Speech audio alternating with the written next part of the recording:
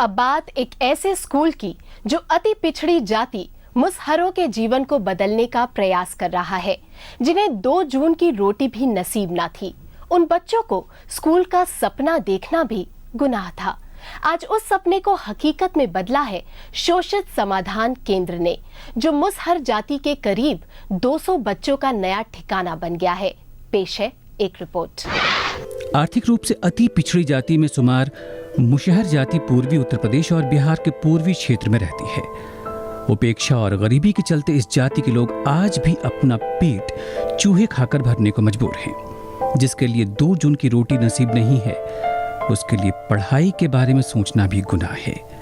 लेकिन पटना के जे.के. सिन्हा ने मुसहरों के जीवन स्तर में सुधार के लिए शिक्षा को हथियार बनाया। सिन्हा ने मुसहरों के बच्चों के लिए मुफ्त आवासीय स्कूल की स्थापना 2007 में की, जहां आज करीब 200 बच्चे समाज में प्रतिष्ठा के साथ शिक्षा ले रहे हैं।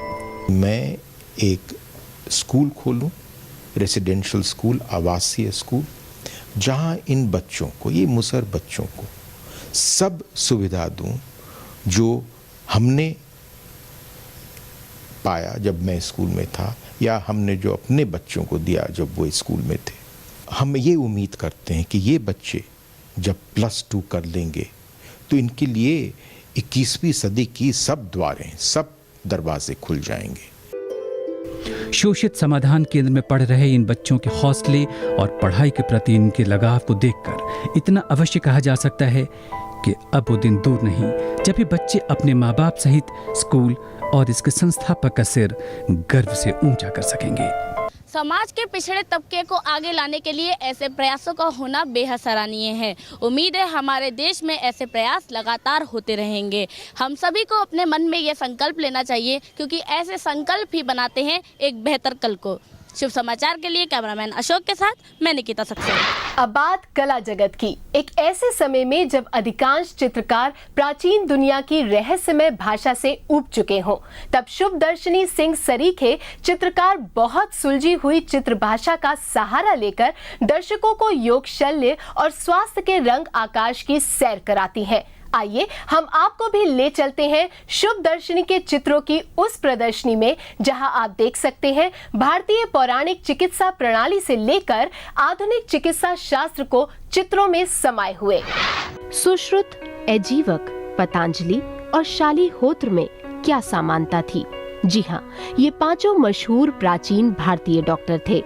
शल्य क्रिया के जनक सुश्रुत तो आयुर्वेद के ज्ञाता चरक, महात्मा बुद्ध के निजी डॉक्टर अजीवक तो योग के भाष्यकार पतंजलि को तो सब जानते हैं, मगर भारत के पहले जानवरों के डॉक्टर शालिहोत्र का नाम हो सकता है आप नहीं जानते हो। इनके चित्र तो आपने निश्चित ही नहीं देखे होंगे, क्योंकि इनके चित्र है ही नहीं, या यूं कहें कि किसी चित्रकार ने अब तक बनाए ही नहीं। और इसी पीड़ा ने भारत की पहली मेडिकल विजुअल चित्रकार शुभदर्शिनी सिंह को कूची उठाने पर मजबूर किया। इतना मैंने बड़ा एक मेडिकल हिस्ट्री है, उसमें इतने अच्छे ग्रेट लोग हैं, इतना मैंने सारा दुनिया चमत्कारी टाइप ऑफ ये हिस्ट्री है, लेकिन हमारे यहाँ किसी ने भी उस हिस्ट्री को विजुलाइज नहीं किया है। मुझे समझ में नहीं आया कि क्या कारण होगा कि आज नहीं, कल नहीं, 2000 साल पहले नहीं, कहीं भी इतने सुंदर टेम्पल्स हैं, उसमें हर तरह के स्टैचूज एंड मूर्तिज दिखाए हैं। राजा जा रहा है, राजा का द्वारपाल का भी इतना सुंदर फोटो है, वो में उनकी जो नौकरानियां हैं उनका भी फोटो स्कल्पचर है, इतनी सुंदर सुंदर खड़ी हैं। इतने बड़े बड़े महाऋषि डॉक्टर्स का कुछ भी नहीं है। शुभदर्शिनी के चित्रों की दुनिया में फ्रॉइड की स्वर कल्पना है, तो how homeopathy came in India भी। तो वही आज के आधुनिक समाज में महामारी की तरह फैल रही बीमारी, मोटापा की पीड़ा के इर्द गिर्द बिखरी एफ्लुएंजा भी, और करुणा और वात्सल्य का सौंदर्यमय चित्रण वाइल्ड वेट्स।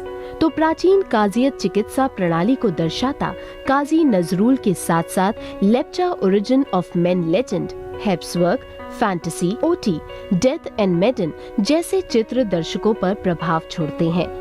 मानव के संयोग, वियोग, सुख दुख, उद्वेग और करुणा से ओतप्रोत इन चित्रों में रंगों का जैसा अनुपम संयोजन मिलता है, वो आंखों को काफी अच्छा लगता है। इसका जो कॉन्सेप्ट है वो एकदम अनयूजुअल है, अनकॉमन है, मगर उससे भी ज़्यादा जो हर एक डिस्प्ले पर, हर एक पेंटिंग पर मेहनत करी गई है, वो दिखाती है कि काफ़ी देर से ये काम हो रहा है। शुभदर्शिनी ने अपनी तीखी व्यंग दृष्टि का बड़ा चमत्कारी इस्तेमाल अपनी painting death of a patient और ब्लाइंड लीडिंग द ब्लाइंड में आधुनिकता की अंधी दौड़ में दौड़ती महिलाओं पर कसा है। ये पेंटिंग एक पूरी सामाजिक सच्चाई है। साथ ही साथ ये प्रदर्शनी भारत की गुम हुई चिकित्सा पद्धति को चित्रित करने की एक उम्मीद भी। यूँ तो भारतीय संस्कृति हमेशा से ही अपनी कला के लिए जानी जाती है।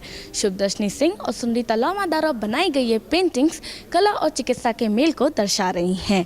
आपको ये बता दें कि शुभदर्शिनी सिंह एकमात्र ऐसी भारतीय हैं जो मेडिकल आर्ट्स पर काम कर रही हैं और पिछले 3 सालों से लगातार अपनी इन पेंटिंग्स को एग्जीबिशन के माध्यम से हम तक पहुँचा रही हैं। शुभ समाचार के लिए कैमरामैन अशोक के साथ मैं निकिता सक्सेना। खबरों की शुरुआत सुर्खियों में रहे तिहाड़ जेल से।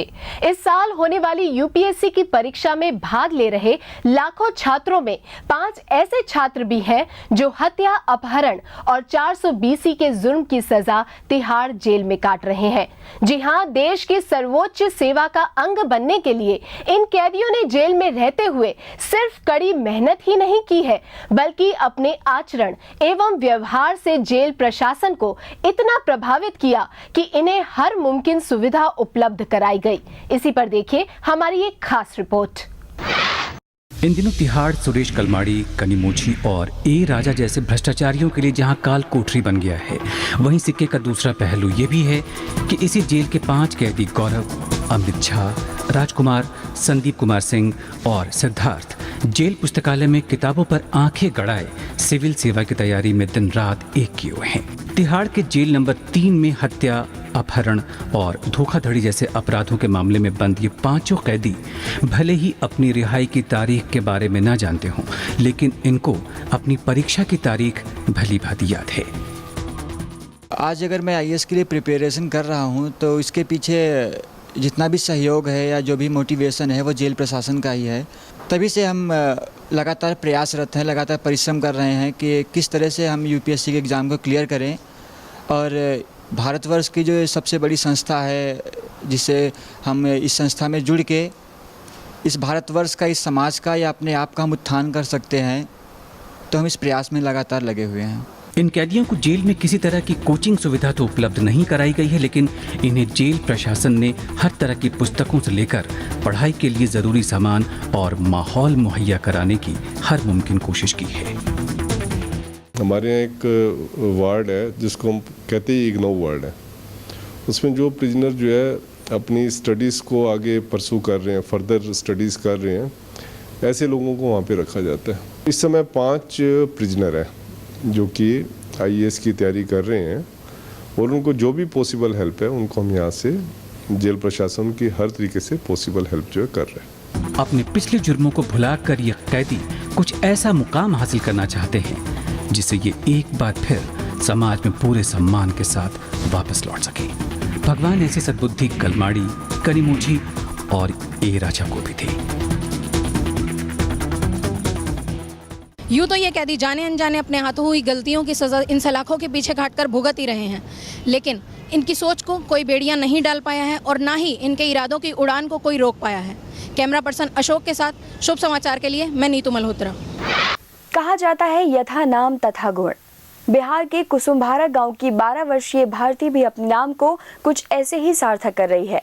अपने नाम के अर्थ यानी विद्या की देवी सरस्वती के रूप को साकार करती भारती अपने गांव के गरीब और दलित बच्चों के जीवन में शिक्षा की अलख जगा रही है।